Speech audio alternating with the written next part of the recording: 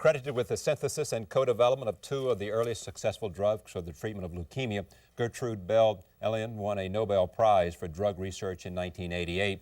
With her longtime partner George Hitchings, Elion's research led Burroughs Wellcome to introduce the AIDS drug AZT. She wanted to be a cancer researcher since her senior year of high school when her grandfather died of the illness. In 1944, as men left the labs for the war front, Elion finally got her chance when biochemist George Hitchings gave her a job as a research assistant. Today, she is scientist emeritus at Burroughs Wellcome and a professor at Duke University. She is featured in the recently published book, Nobel Prize Women in Science, and we're very pleased to have her here on our first day from the University of North Carolina Public Television. Welcome. Thank you. It's a very short visit for you. We're in the research triangle here, so 5 minutes and you're here, so I'm not taking too much of your time, am I?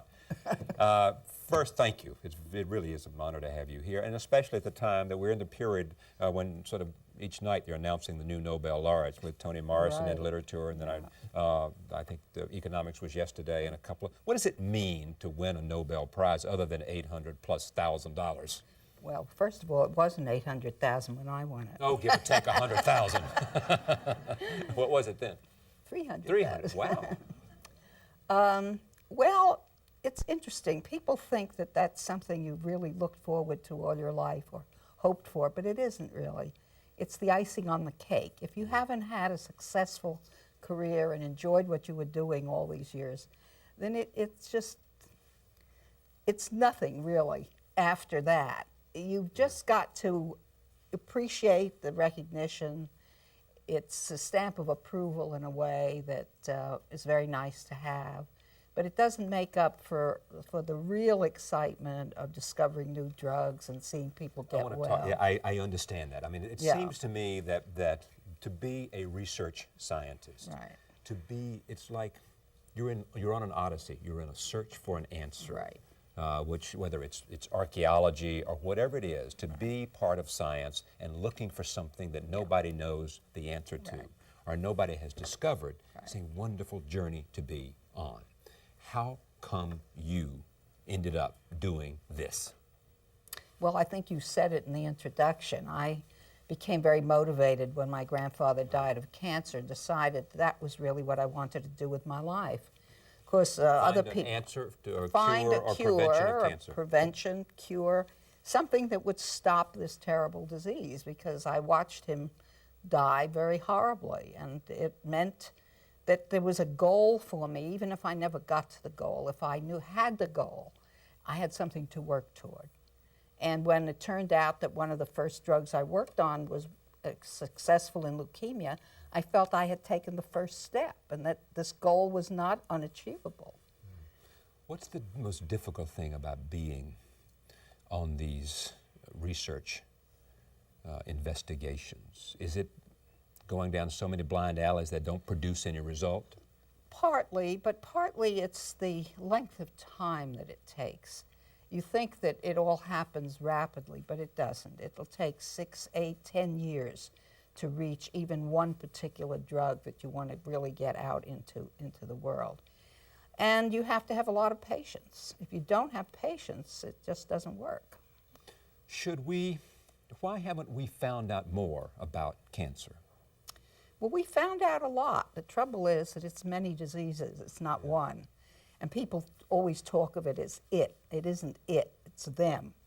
Them diseases. Them diseases. Yeah, but see, I thought it was, let me tell you how stupid I am. I thought it was simply, the notion of cancer is a malignant cell that multiplies, regardless of what organ it starts in, regardless of where it begins its journey to destroy your body. It's one cell that goes amiss. And we don't yet know why that one cell is the way it is. Right. Am I right so far? So far, yes. I better stop while I'm ahead. But the one cell is a different cell in different organs. Yeah.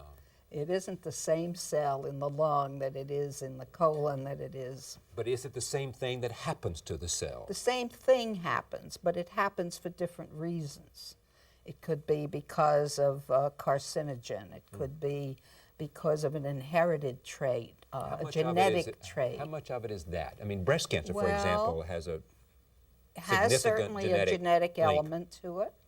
But there are many people who get it, who have no genetic background in the family. And there are people who are predisposed who don't get it. That's correct. And There's how do we still a explain lot that? We don't. Doctor, I wish we could. Nobel laureate, explain that to me. Well, see, now you put your finger on what happens when you get to be a Nobel laureate. You're supposed to know everything. And that's what's happened to me. I get asked things I don't know anything Well, about. nobody else does, and so Well, therefore that's true. you can say, I don't know, and no one else knows. Right. Yeah. If you could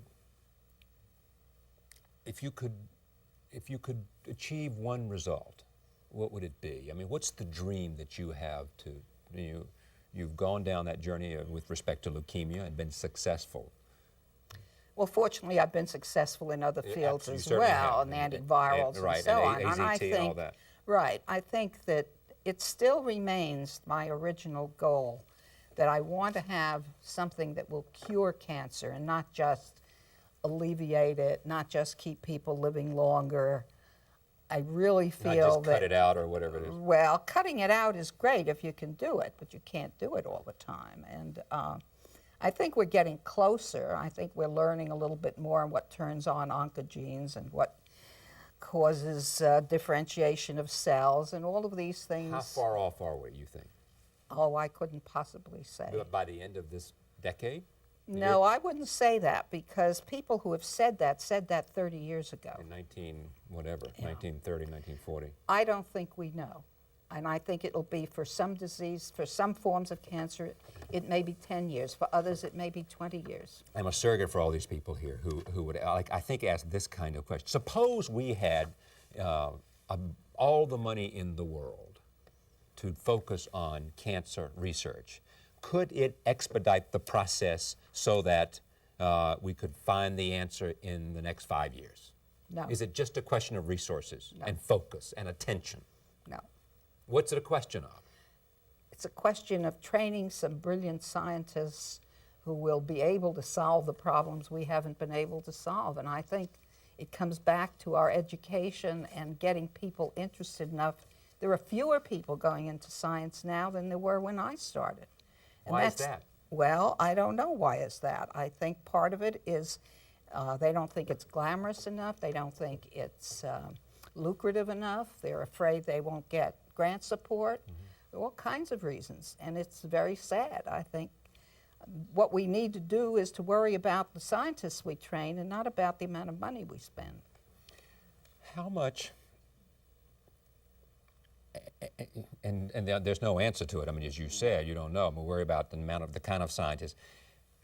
I've had a lot of scientists on this show. I know you probably haven't seen this program before, but James Watson, who's also a Nobel laureate, said to me, you're smiling, why are you smiling? No, go ahead. I know James Watson. And Francis Crick and others who've been on the program with me. Watson said to me that he was concerned that some of the best minds in research didn't criticize those that were there, were not working on AIDS. You think he's got a legitimate question? Well, I think that may be true, but they're working on something else that perhaps is equally important. I don't know why only AIDS, because certainly AIDS is extremely important and it's very much in the fashion now, but cancer has been around much longer and affects many more people. So those people who criticize the amount of money, the demands for more money in AIDS research, you say, what, look, let's think about cancer, let's think about degenerative diseases like heart attacks and diabetes and all that? I think we can't switch the money from one to the other. If we can spend more money, that's great. But not take it away from other problems which are still with us and say, if we put all of this money in AIDS, that will solve the problem. It's not, because actually we know more about AIDS now than we've known about cancer in all these years. In 10 years that AIDS has been in the world that we know of, we have learned more about that virus than any other virus we have. Because there's been so much focus and so much demand for action. Which I think is great. And the AIDS community thinks those people who've had some personal experience with AIDS or known someone feel like it's way too slow, as you might imagine. That's and right, understand. but this is what I said about cancer. It's way too slow. That's the thing that's the most difficult thing for people in research, is how slow it is. Where are we in AIDS then, you think? Well, and is AIDS, go ahead. we're making progress, but it isn't fast. It's a nasty virus that changes its coat, and you can't escape it. With a vaccine, the vaccine would have to change all the time, and until we can get a vaccine, I think we really have a problem. The vaccine is the answer, though, some kind of... I think it is the problem. That's Jonas Salk believes that, too, does he not? Oh, yes, certainly. What do you think of his research so far? Well, I think he's applying the same methods he did with the polio, and unfortunately, it's a different virus. So he may be on the wrong track. I can't say that he's on the wrong track, because I don't know what the right track is.